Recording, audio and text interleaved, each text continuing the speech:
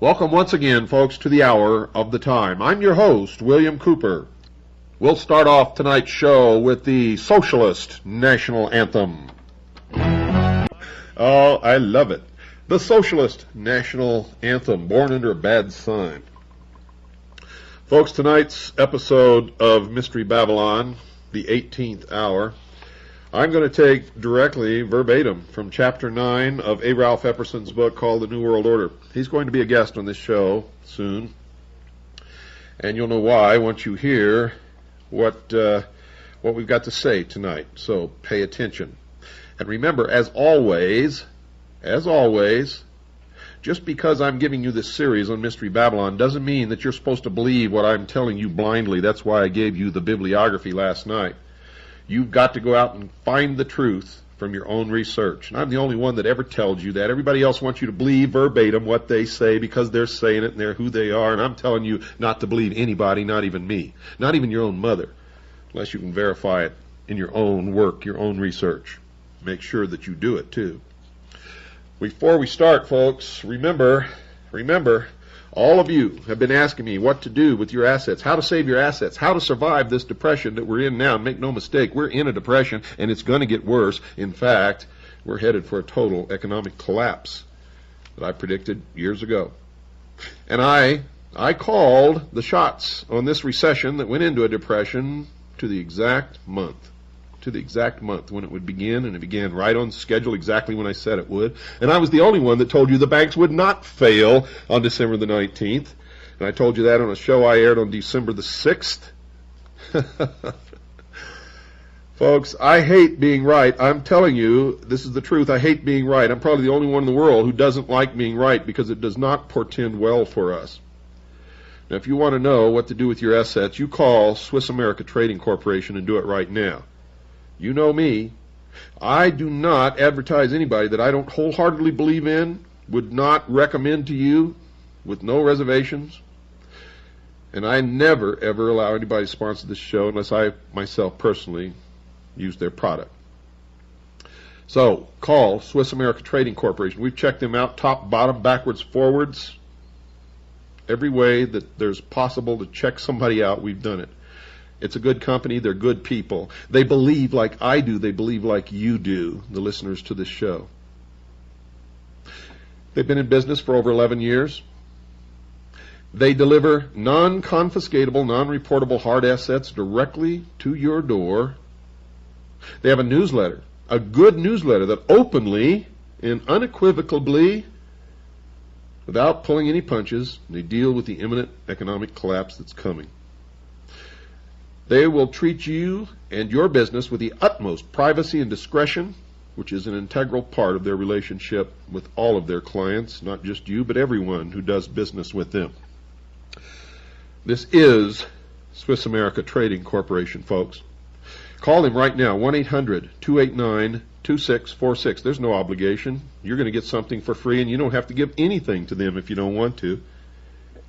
So call 1-800-289-2646. Once more, 1-800-289-2646.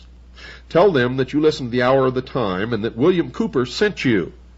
And they'll send you their complimentary newsletter entitled, quote, Protecting Your Future, unquote. Ask for it. Make sure that you get it. The only obligation that you have is to commit an hour to reading this report, this newsletter, and considering the information that you find in it, and I guarantee you that you will enjoy reading it. It will open your eyes to some things that you may not have considered before, and then you can make a decision on what you're going to do with your assets. Now, you know what I've recommended, and if you don't know, call Stan and get the tapes concerning the Federal Reserve and the economic collapse that I've done, because I'm not going to keep saying the same things over and over and over again. I may rerun those at some future date when I need a break, but I'm not going to continually repeat these things. So most of you know what I've recommended. And I've also told you that I'm not a financial advisor. I recommend those things through my own research and through the research into history as to what's been valuable in deep depressions that we're going to be going into. But you make up your own mind, and you invest the way that you want to, not the way that I recommend if you don't agree with me. Understand? That's what this show is all about, folks. It's about getting you to think on your own, getting you to challenge what you've been taught and what you've been told, but in all cases doing your own researches, making up your own mind, and coming up with your own gut truth. That's important. Now, if the truth is really the truth, in this process, most of us should come up with the same answers. That's why I'm so adamant about this. Swiss American Trading Corporation, folks, 1-800-289-2646. 1-800-289-2646. No obligation on your part. They're going to send you a free newsletter. Read it. You'll like it. You don't have to do anything with them if you don't want to. But I recommend that you do. Now, the Bible, folks, discusses a being called Lucifer in both the Old and New Testaments, and we're going to be talking a lot about the Bible tonight because we have to look at this from every point of view. We've looked at it from the mystery schools. We've looked at it logically. We've looked at it historically. Now we're going to look at it from the Bible's point of view, but not strictly from the Bible's point of view. But you need to know this. The Bible discusses a being called Lucifer in both the Old and the New Testaments. Other names for this creature are Satan and the devil. One of the first explanations of just who this being known as Lucifer is found in the Old Testament in a book written by the prophet Isaiah, who wrote around 740 BC. He wrote that Lucifer was created full of wisdom and was perfect. He was created the anointed cherub that covereth the throne of God, and that he actually was upon the holy mountain of God. He later corrupted his wisdom by reason of his brightness. The Bible then records that God cast him to the ground. Isaiah wrote this in Isaiah chapter 14, verse 12. Quote, "How art thou fallen from heaven, O Lucifer, son of the morning? How art thou cut down to the ground, which didst weaken the nations?" Unquote. And folks, this was the very first recorded UFO sighting, if indeed it was a sighting at all. Notice that the fall of Lucifer weakened the nations of the world, and this will be examined in other chapters of this study. Quote, "For thou hast said in thine heart, I will ascend into heaven. I will exalt my throne above the stars of God. I will sit also upon the mound of the congregation in the sides of the north. I will ascend above the heights of the clouds. I will be like the Most High." Unquote. Luke, a writer in the New Testament, records in Luke chapter 10, verse 18, that Jesus said that he beheld, quote, "Satan as lightning fall from heaven," unquote. Peter records in 2 Peter chapter 2, verse 4, that God has, quote, "spared not the angels that sinned, but cast them down," unquote, as well. Paul, another New Testament writer, wrote this about Lucifer in 2 Corinthians chapter 11, verse 14, in about 57 AD. Quote, "And no marvel, for Satan is transformed into an angel of light," unquote. And in 2 Thessalonians chapter 2, verse 9, Paul wrote that Satan was capable of working, quote, "lying wonders," unquote. In around 90 AD, John, the author of the book known as Revelation, wrote in Revelation chapter 12, verse 9, that Satan was a, quote, "dragon," unquote. Lucifer shows up in the original site of human habitation on earth called the Garden of Eden. The Creator, God, placed Adam, the first man, and later Eve, the first woman, in this garden, but told them that there were certain rules that they had to abide by. And these are spelled out in Genesis chapter 2, verses 16 and 17. Quote, "And the Lord God commanded the man, saying, Of every tree of the garden thou mayest freely eat, but of the tree of the knowledge of good and evil thou shalt not eat of it, for in the day that thou eatest thereof, thou shalt surely die." Unquote. Later, Lucifer spoke through a serpent to Eve, but in reality to both men and women. Quote, "Yea, hath God said, Ye shall not eat of every tree of the garden? And the woman said unto the serpent, We may eat of the fruit of the trees of the garden, but of the fruit of the tree which is in the midst of the garden, the tree of the knowledge of good and evil, God hath said, Ye shall not eat of it, lest ye die. And the serpent said unto the woman, Ye shall not surely die, for God doth know that in the day ye eat thereof, then your eyes shall be opened, and ye shall be as gods, knowing good and evil." Unquote. So from the above information, it is possible to glean a little knowledge about the nature of Lucifer. 1. He was cast down from heaven because he desired to ascend directly into the seat of heavenly power, the throne of God. 2. He is referred to as the son of the morning. This appears to be a reference to Lucifer being similar to the sun, which also rises every morning. His desire, number 3, his desire is to sit on the north side of the mountain of God. Lucifer can deceive the world. This is number 4. Lucifer can deceive the world because he has been transformed into an angel of light. And 5, Lucifer can work lying wonders. Now, with those basic understandings, folks, of Lucifer in place, it will be possible to examine the views of others about this fallen entity. However, not all agree with the picture of Lucifer being evil. For Albert Pike wrote this, quote, "There is no rebellious demon of evil, our principle of darkness, and in eternal controversy with God." Unquote. In fact, Mr. Pike believes that Lucifer was not a force of evil, but could be a force for good, and he wrote this in Morals and Dogma, which I forgot to give you yesterday in the bibliography. That's another one, write it down, folks. Morals and Dogma by Albert Pike. Morals and Dogma by Albert Pike. He wrote this in Morals and Dogma, quote, "For the initiates, those initiated into the true secrets of Masonry, this is not a person but a force, created for good, but which may serve for evil." Unquote. To further amplify that belief of Mr. Pike's, it becomes important to quote a letter that he wrote on July the 14th, 1889, to the 23 Supreme Councils of the world. Judging from the contents of this letter, it appears that Mr. Pike was attempting to tell the leaders of the various Supreme Councils all over the world that they were to know that Lucifer was the secret god of the Masons.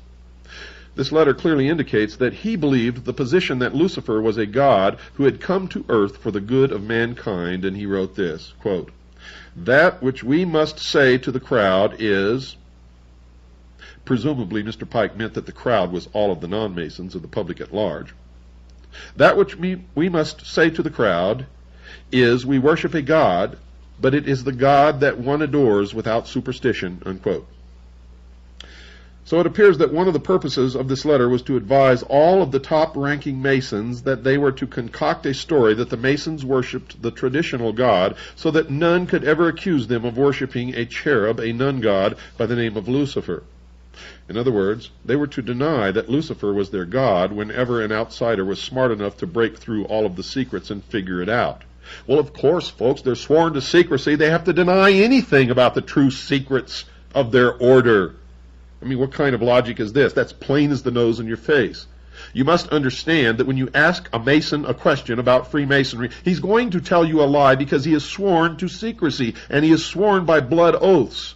And I know that by the time they've reached the 32nd degree, they've taken at least 32 different oaths swearing them to secrecy. Minimum. So, you should know this already. Now, let's continue, but I'm going to go back and read that part over. It appears that one of the purposes of this letter was to advise all of the top-ranking Masons that they were to concoct a story that the Masons worshipped the traditional God so that none could ever accuse them of worshiping a cherub, a nun god by the name of Lucifer. It's very important. In other words, they were to deny that Lucifer was their god whenever an outsider was smart enough to break through all of the secrets and figure it out, as I and many others have done, as A. Ralph Epperson has done. So the secret inside the Masonic order is that Lucifer is their secret god. Any non-Mason today who attempts to explain to any of their Masonic friends or relatives that this is the secret inside the lodge will be met with an instantaneous denial. Every Mason, whether they know the secret of the lodge or not, will obviously deny the accusation because they must. Mr. Pike continued, quote, "You may repeat it to the 32nd, 31st, and 30th degrees. The Masonic religion should be by all of us initiates of the high degrees maintained in the purity of the Luciferian doctrine," unquote. You see, Albert Pike at that time was at the head of all the lodges of Freemasonry of the world, and at the head of the Scottish Rite of Freemasonry in the United States of America. Here Mr. Pike seems to indicate that it is the 30th, 31st, and 32nd degrees that are to be taught the Luciferian doctrine. The direct evidence that the honorary 33rd degree is formally taught that Lucifer is the great architect of the universe will be presented later. But here Pike seems to say that that lesson is to be taught at an earlier degree. Quote, "If Lucifer were not God, would Adonai, the God of the Christians and the Jews, and his priest calumniate," which is defined as spreading false and harmful statements about or to slander, would they calumniate him? Pike makes two incredible statements about Lucifer. One, he is considered to be a god, and two, the priests and the rabbis have it all backwards and are all slandering his name. As has been illustrated, the Bible states that Lucifer is nothing more than a fallen cherub. He's not a god. Yet Mr. Pike clearly states that Lucifer is a god. Now how can that be? And secondly, those who claim that he is the wicked one are slandering him. Those individuals have it all wrong. And Mr. Pike continued, quote, "The true and pure philosophic religion is the belief in Lucifer, the equal of Adonai," unquote. Adonai also spelled, well, in the first place here it's spelled A-D-O-N-A-Y, and he says Adonai, also spelled A-D-O-N-A-I, is the Hebrew word for God. To show that Pike was referring to the God of the Bible, he wrote this in his book entitled Morals and Dogma, quote, "Adonai, the rival of Baal and Osiris," unquote. In other words, Adonai is Typhon. That's an aside from me, folks. That's not written in this book. But as you've been listening to this series that I've given you, you know that Adonai, if this is true, if he's the rival of Baal and Osiris, then he is Typhon. As has been illustrated, Osiris is the sun god, and the sun has been shown to be a symbol of Lucifer. Adonai is the rival of Lucifer, both in the Bible and in the writings of Albert Pike. Quote, "But Lucifer, God of light and God of good, is struggling for humanity against Adonai, the God of darkness and evil," unquote. And here once again Mr. Pike writes that Lucifer and Adonai are rivals, and that the religious world has it all backwards. Lucifer is the good God, and Adonai is the God of evil and darkness. The author would like to interrupt the narrative to make an observation, and this observation is being made by A. Ralph Epperson, not me. He wrote this book. That authenticity of that letter by Albert Pike that was just quoted has been questioned by a variety of writers. It has been reported that Mr. Pike made these comments in an encyclical hand-carried to the meeting of 23 Supreme Councils of the World on July 14, 1889 in Paris, France. This author, meaning A. Ralph Epperson, is willing to concede that the only evidence for the contents of this encyclical consists of it being quoted in a book written by a Frenchman named A.C. Delarive, entitled La Femme et l'Enfant dans la rank Méconnerie Universelle. I'm not a French speaker, folks, so that's the best I can do. My tongue doesn't do those things. Or at least I haven't practiced to make my tongue do those things. That title translated from French to English means The Woman and Child in Universal French Masonry. A copy of that page that contains that quote and the cover of the book has been supplied to this author, meaning A. Ralph Epperson, by a concerned researcher who had someone locate the book in France for him and make copies of the pertinent pages. The author has read another book that contains the English translation of that encyclical. That book is entitled Occult Theocracy and was written in 1933 by Edith Starr Miller. She cites the book by Mr. de la Rive as her source. She obviously believed that the letter was true and contained the actual thoughts of Mr. Albert Pike. He said it in so many other places, including in his own book, Morals and Dogma, that I also believe that the letter is true, and now I'm speaking as myself, William Cooper. In other words, going back to A. Ralph Epperson's words, in other words, the only source for the letter is a Frenchman who quotes it in his book and not Mr. Albert Pike himself. It must be assumed that Mr. Pike, if he were alive today and was asked whether the letter was his, would deny that he ever wrote such an encyclical, whether or not he had written it, because he must. He's sworn to maintain the secrets. But the reader is admonished to remember that if he did indeed worship Lucifer and wrote the encyclical, he would certainly have to deny it, so that answer would tell the researcher nothing. It is the contention of this writer, A. Ralph Epperson, and others who are attempting to decipher the secret symbols of the Masonic order that a small percentage of the Masons know that all of the symbols inside the lodge refer to Lucifer. And I am one of those who believe this, folks. My research has shown it to be absolutely true, and I can prove it. And I've already given you direct quotes from many Freemasons that already prove it. And it must be remembered that these Masons must, of necessity, do all that they can to deny any revelation of any of the secrets of the lodge. And certainly anyone today who believes that the contents of the letter are a fraud would do all that they could to discredit anyone who said that the thoughts were the actual thoughts of Pike. However, this writer, meaning A. Ralph Epperson, is of the opinion that Mr. Pike did indeed worship Lucifer, and is not basing that conclusion on just this one letter. Notice that Mr. Pike has written elsewhere that he considered Lucifer to be the secret god of the Masonic Lodge, and I, William Cooper, have also found that to be true, not only in one or two, but in many instances. So it is not essential to this writer's, A. Ralph Epperson's, position that this encyclical be proven to be valid.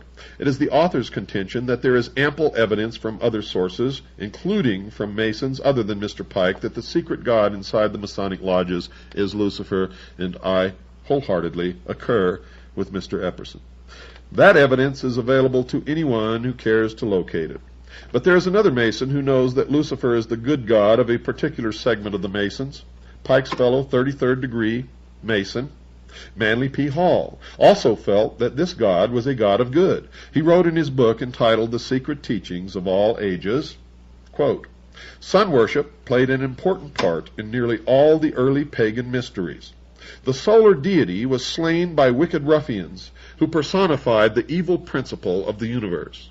By means of certain rituals and ceremonies, symbolic of purification and regeneration, this wonderful God of good was brought back to life and became the savior of his people," unquote.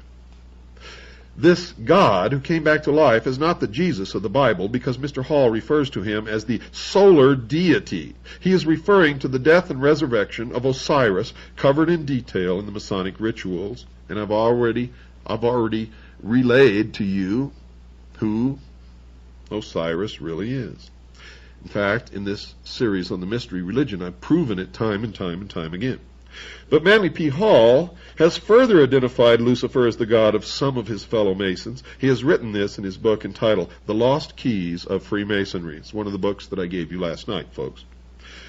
When the Mason, quote, "When the Mason learns the key to the warrior on the block is the proper application of the dynamo of the living power, he has learned the mystery of his craft. The seething energies of Lucifer are in his hands, and before he may step onward and upward, he must prove his ability to properly apply energy," unquote. Mikhail Bakunin, the Russian anarchist, also addressed this question of evil and good gods, and he wrote, quote, "The evil one is the satanic revolt against divine authority, revolt in which we see the fecund, defined as being fertile, germ of all human emancipations, the revolution. Socialists recognize each other by the words, 'In the name of the one to whom the great wrong has been done.' Satan, folks, is the eternal rebel, the first freethinker, and the emancipator of worlds. He makes men ashamed of his bestial ignorance and obedience. He emancipates him, stamps upon his brow the seal of liberty and humanity, in urging him to disobey and eat of the fruit of knowledge," unquote. You see, I've been telling you all along that socialists and the mystery religion of Babylon are the same, and now, in his book, A. Ralph Epperson has proven it.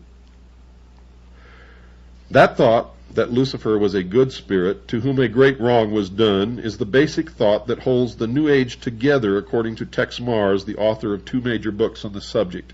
And he has written, quote, "Many New Agers commend Lucifer because by tempting Eve he enabled man to evolve toward enlightened knowledge and godhood," unquote. Remember I told you that with the gift of intellect, man will develop technology that will make him God? They are working feverishly in laboratories now to uncover the secret of immortal life. Mr. Mars discusses the thoughts of a leader in a mystical organization called the Stell Group. How many times have I mentioned that? The Stell Group. Named Eklal Koshana. He writes that this New Age leader says that, quote, "Lucifer is the head of a secret brotherhood of spirits. The brotherhood is named after Lucifer because the great angel Lucifer has been responsible for the abolishment of Eden in order that men could begin on the road to spiritual advancement," unquote. Lars Hansen was reared in the Stell Group. Lars Hansen was reared in the Stell Group. Tom Valentine was a member of the Stell Group. Tom Valentine wrote a book called The Life and Death of Planet Earth. Get it and read it, folks. Tom Valentine was associated with the Communist Party. Now he's a member of the Liberty Lobby, which came right out of the old German Nazi Bund. They used to sing the Horst Wessel song at the beginning of their meetings. Wake up! Wake up! Wake up. Why do you think every time somebody calls Tom Valentine and asks him about Freemasonry and their complicity in the conspiracy, he covers it up and hangs up on the person as quickly as possible and denies that there's any complicity of Freemasonry?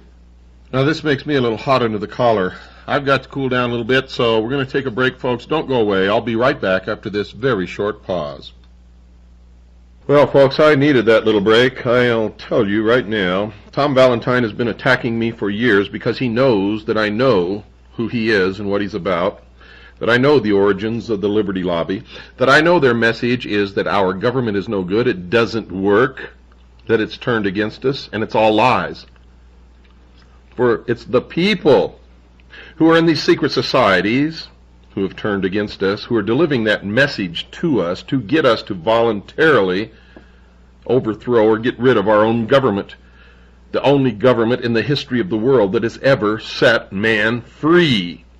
And I'm the only one who lets you know this. It's not our government, it's not the Constitution, it's not the Bill of Rights, it's not the structure. It's the secret societies. It's the Tom Valentines. It's the Bogreitzes. It's all of these people who belong to Freemasonry, and the Ancient Order of the Rose and Cross, and the Knights Templar, and the Sovereign and Military Order of the Knights of Malta, and the Order of St. John of Jerusalem, and many more. Many more. Socialist, international socialism, under many, many different names. You see, folks, you see, the senator was right. Senator McCarthy was absolutely right. He was correct. He just didn't know the proper name. He thought he was ferreting out communism. He wasn't. You see, if he understood what I understand, then he would have survived the attacks of the very people that he was trying to ferret out, who owned the media that turned against him and destroyed him. Hollywood, who turned against him and destroyed him through manipulating the opinion of the public. See, communism, folks, is just a word. It's another boogaboo enemy. The real enemy, folks, is Mystery Babylon. I could never say what I said tonight before, because if I had, it would have been misinterpreted. I had to have independent verification that the Stell group worshipped Lucifer before I could reply legitimately to the attacks upon me by Tom Valentine. Because if I had told you what I know without independent verification, all of you would have turned against me as being a poor sport or some other bullshit. It's a real load off my chest to be able to deliver that message to you. I can tell you that right now. Real load off my chest. Let me continue. Remember, this is chapter 9 of A. Ralph Epperson's book, The New World Order. So there is a basic disagreement about the nature of Lucifer, also known as Satan or the devil. The Bible depicts him as a force for evil, and Mr. Pike and others pictures him as a force for good. But the connection between Lucifer and the ancient mysteries needs to be further amplified. The mysteries had a purpose, to create a Superman. Where have you heard that before? Hitler said it, and they're working in secret in laboratories right now toward the same goal. The mysteries had a purpose, to create a Superman, one capable of understanding the true nature of the universe and to worship the true God. W.L. Wilmshurst, a Mason, wrote these thoughts in his book entitled The Meaning of Masonry. Quote, "This, the evolution of man into Superman, was always the purpose of the ancient mysteries, and the real purpose of modern Masonry is not the social and charitable purposes to which so much attention is paid, but the evolution of those who aspire to perfect their own nature and transform it into more godlike quality," unquote. And need I say as an aside here, what a Freemason said to a friend of mine who was his son? He said, "Son, if you are not one of us, you are nothing." And of course the son was not one of them, and to his great credit has never become one of them. W.L. Wilmshurst amplified this thought a little later in his book. Quote, "Man who has sprung from the earth, meaning that he was not created by a creator, God, and developed through the lower kingdoms of nature to his present rational state, has yet to complete his evolution by becoming a God-like being and unifying his consciousness with the omniscient, to promote which is and always has been the sole aim and purpose of initiation," unquote. And he goes on, quote, "No higher level of attainment is possible than that in which the human merges in the divine consciousness and knows as God knows," unquote. What have I been telling you all this time, folks? So just as Satan tempted mankind with the ability to know good and evil themselves, just like God, without his assistance, now the Masons are teaching that they too could become a God through an initiation into the ancient mysteries. John Anthony West, in his book Serpent in the Sky, wrote this in support of Mr. Wilmshurst's statement, quote, "Egypt started with the concept of divine attributes within man. The gods are not brought down to earth, rather man is raised to the gods," unquote. Others, besides the above-mentioned Masons like Louis Feuerbach, have joined the discussion with similar thoughts. He was a 19th century philosopher and a hero of the communists like Karl Marx. In fact, Frederick Engels, the co-worker with Karl Marx during the time Marx wrote the Communist Manifesto as a hired writer hack, wrote this about his friend. Quote, "All the communists of 1845 were followers of Feuerbach. The reason that the communists supported the ideas of Feuerbach is apparent when the student reads his writings, for he wrote, quote, "Man alone is our God, our Father, our Judge, our Redeemer, our true home, our law, and our rule, the Alpha and Omega of our life and of our political, moral, public, and domestic activity. There is no salvation save through the medium of man," unquote. John Denver, the well-known popular singer, has adopted this same philosophy about his divinity. He has been quoted as saying this after his new conversion. Quote, "It's the single most important experience of my life. I can do anything. One of these days I'll be so complete I won't be human, I'll be a god," unquote. It's the same thing that's taught in the Mormon Church. If a married couple produce many children and conform to the teachings of the church, then when they die, they will be gods, and they will be given a planet of their own, and they will continue their reproduction, only they will be souls, and they will populate the planet and will be the gods of the planet. What crap! What absolute crap! Where do these people get their egos? I'll be a god. Yeah, sure you will. If you guys are all gods, then how come you still got to pay your bills? How come you get sick? And how come you got to go to the doctor? And if you go to the doctor, what's that make the doctor if you're God? Huh? You're all a bunch of fools. You're blithering idiots. You've lost your mind. Your egos have run away with the rest of you. And you're going to die like everyone else. And you're going to find out, like everyone else, what really happens when people die. And as far as I know, no one on this earth really knows or is likely to know until it happens to them.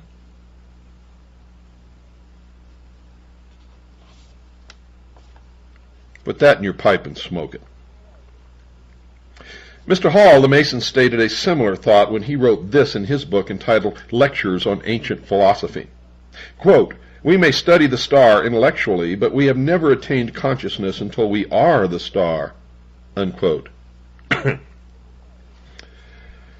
But this idea that man could become a god is not new. The Bible anticipated it, and Isaiah wrote about it back in 741 BC. This is what he wrote in Isaiah chapter 43, verse 10, quote, "Thus saith the Lord, understand that I am He. Before me there was no God formed, neither shall there be after me," unquote. And once again in Isaiah chapter 45, verse 5, quote, "I am the Lord, and there is none else. There is no God beside me," unquote. And remember, all the Roman emperors declared themselves God, and they all died like every other man died, some of them by the assassin's sword or knife. God, yeah, boy, you guys just take the cake, I'll tell you. How you can meet and throw that baloney around to each other and swallow it and pump each other up to believe that you're gods or you're going to be gods is beyond my understanding. The Bible teaches that there is but one God and that mankind has no possibility of sharing his Godhead. One who apparently has not believed those statements in the Bible is Shirley MacLaine, who has become a spokesman for the position that man can become a god. She has written several books on the subject of her support of the New Age. Newsweek magazine described her as the New Age evangelist, and she wrote the following statement in her book entitled Dancing in the Light, quote, "We are part of God," unquote, and this elsewhere in the same book, quote, "If one says audibly, 'I am God,' the sound vibrations literally align the energies of the body to a higher attunement," unquote. Yeah, I bet it does. Yep, I bet the insanity molecules take over every portion of the body, and you really all feel great until you have to go pay your rent. Or you catch the flu. Or somebody just knocks the crap out of you to try to bring you back to reality, which is exactly what should happen when you do those kinds of things. What's wrong with just living life peacefully with other people and enjoying what we have? What's the big thing that you have to become God?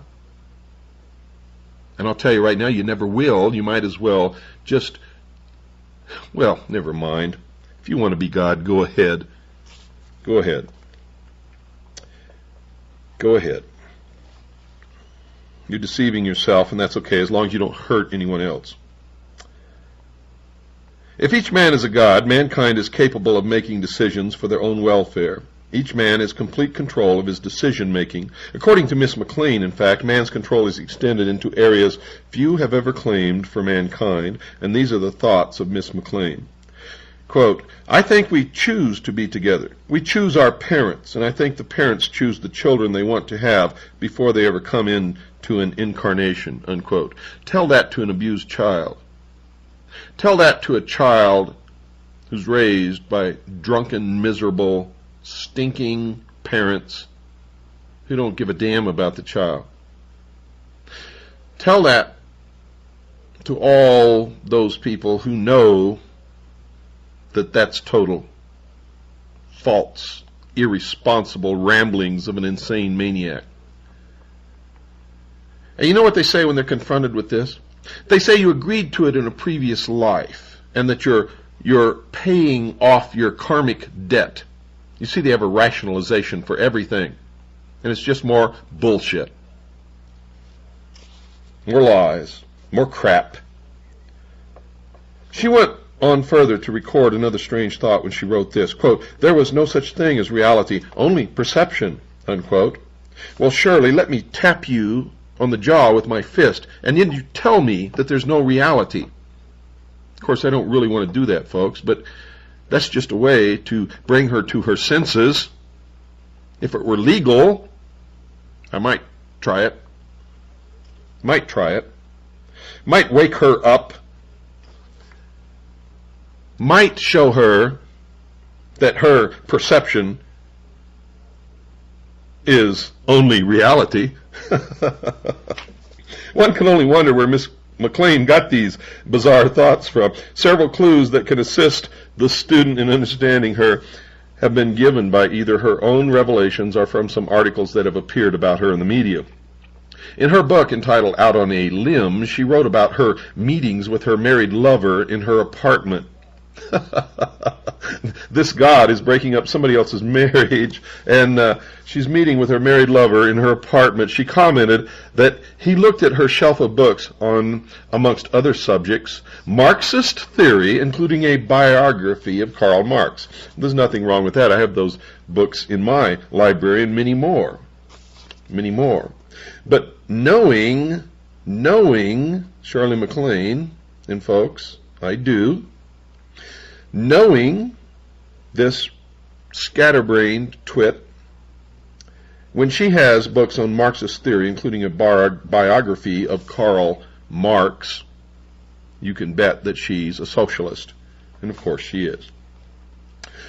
Parade magazine of December 18th, 1988 had an article on Miss McLean in which it revealed that her den had lots of framed pictures. Shirley with communist Fidel Castro and with communist Nikita Khrushchev, amongst others. The magazine reported how Shirley and her lover, quote, talked about democratic socialist principles and how it was possible to have them both at the same time if the rich would only share their wealth more.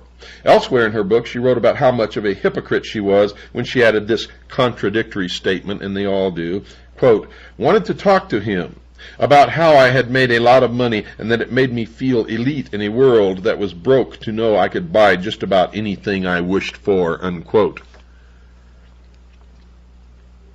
Just like Jane Fonda, who's been pushing for gun control for years, who was stopped by law enforcement officers on the freeway, and her car was found to contain many pistols and weapons, firearms. Hypocrites and liars. However, nowhere in her book did she say that she had freely donated any of her own wealth to the relief of the poor. Apparently, she believes that the communist ideas about wealth sharing are acceptable only as long as she does not have to share her wealth like she wants the other rich to do. You see, most rich purport to be socialist, but in actual practice, none of them really are.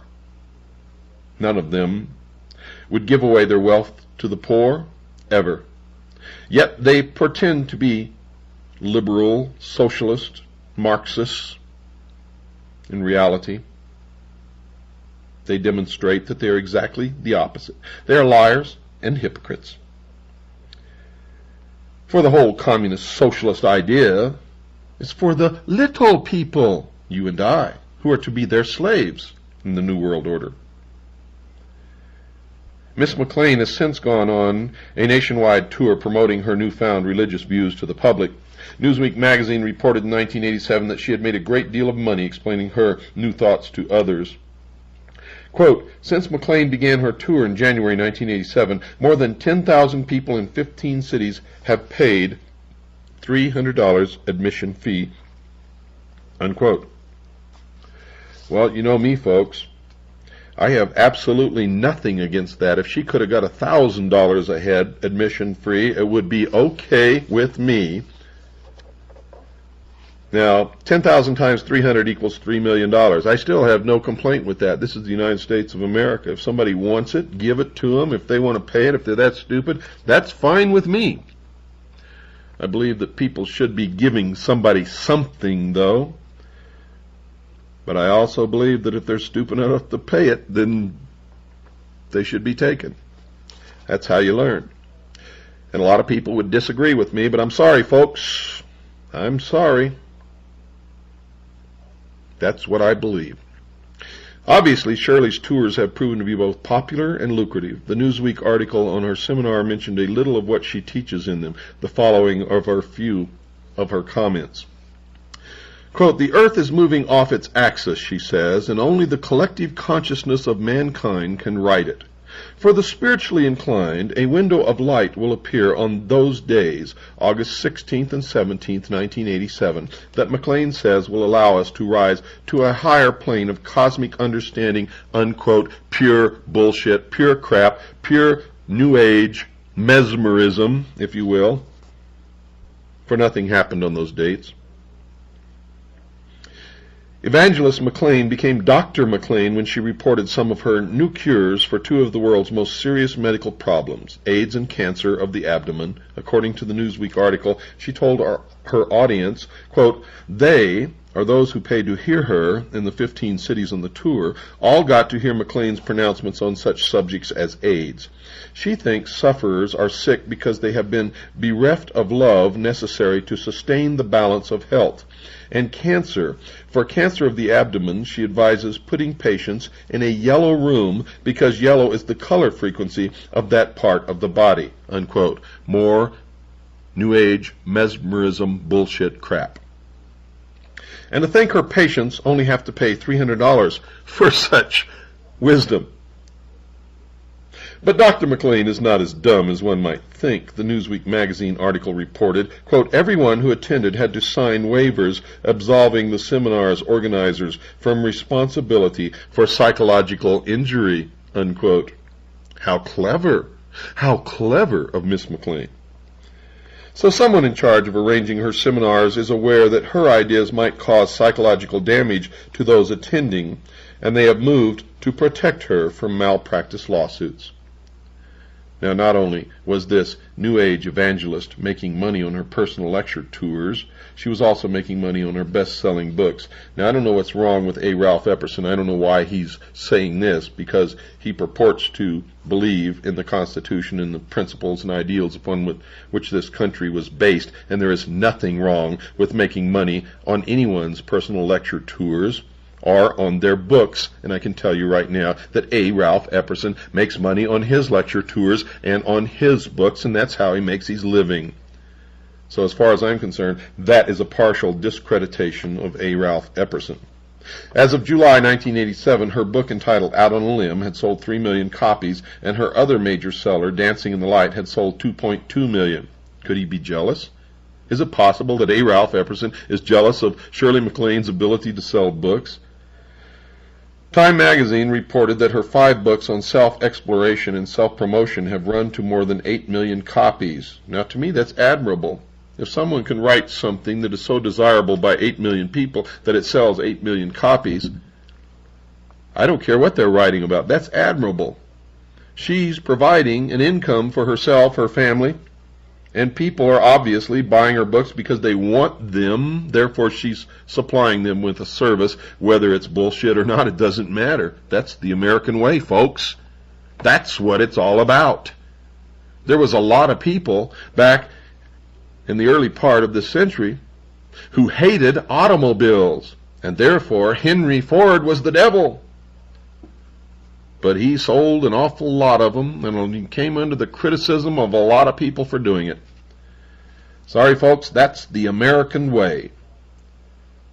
As far as I'm concerned, what A. Ralph Epperson is spouting in these few sentences here is socialism. And I admire him for his research and what he's done, and I know that he makes his living selling books and lecturing. And for him to spout this socialist attitude when he is doing the same thing is not acceptable. And he is a friend of mine, and I will certainly bring this to his attention. You know, I read this book a long time ago, and I'd forgotten that he had said these things. But I certainly will bring it to his attention. In fact, we may talk about it on the air when he's a guest of this show, and he will be a guest of this show very shortly. So you can look forward to some kind of an explanation of this. He says it appears as if selling the New Age religion can be very profitable.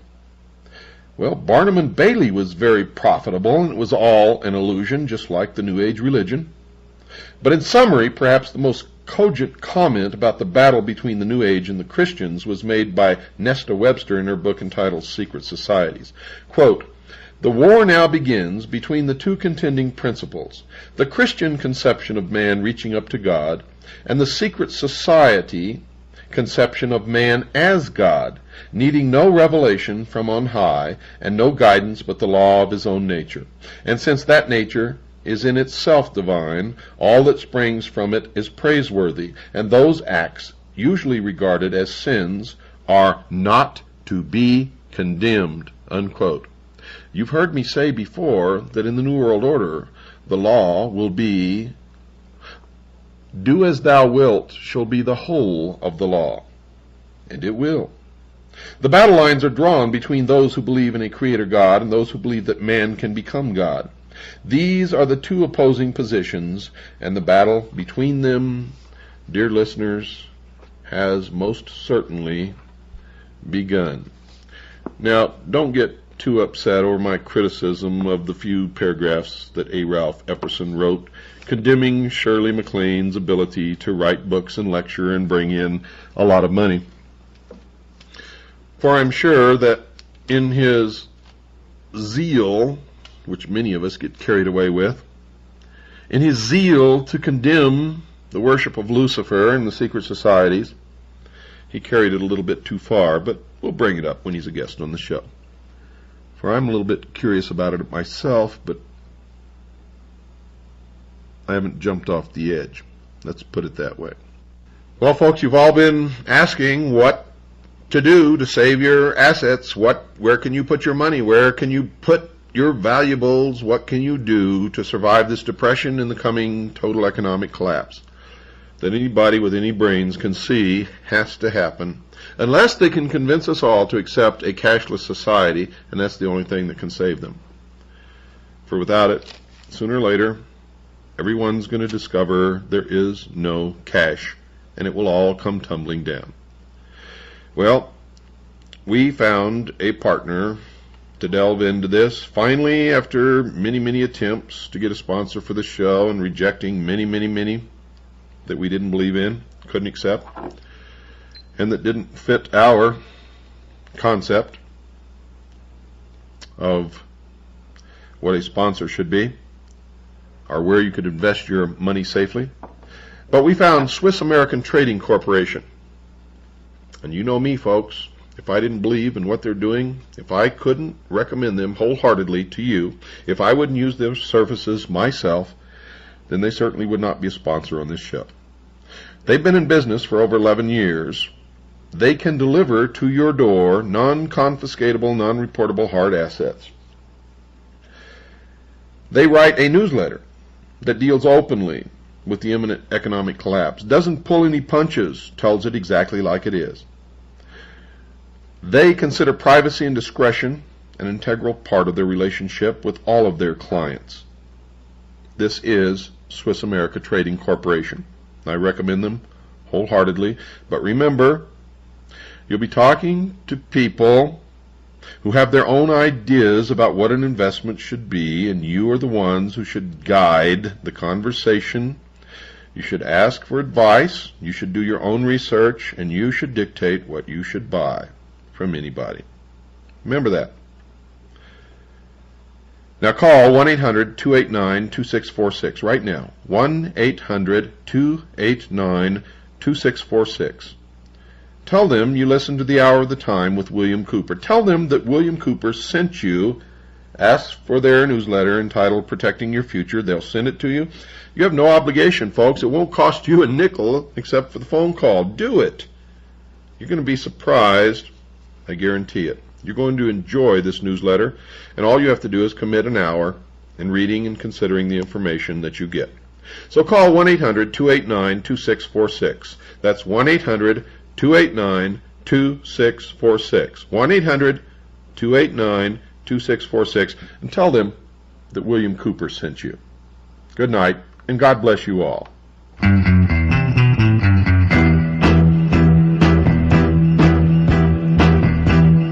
Late last night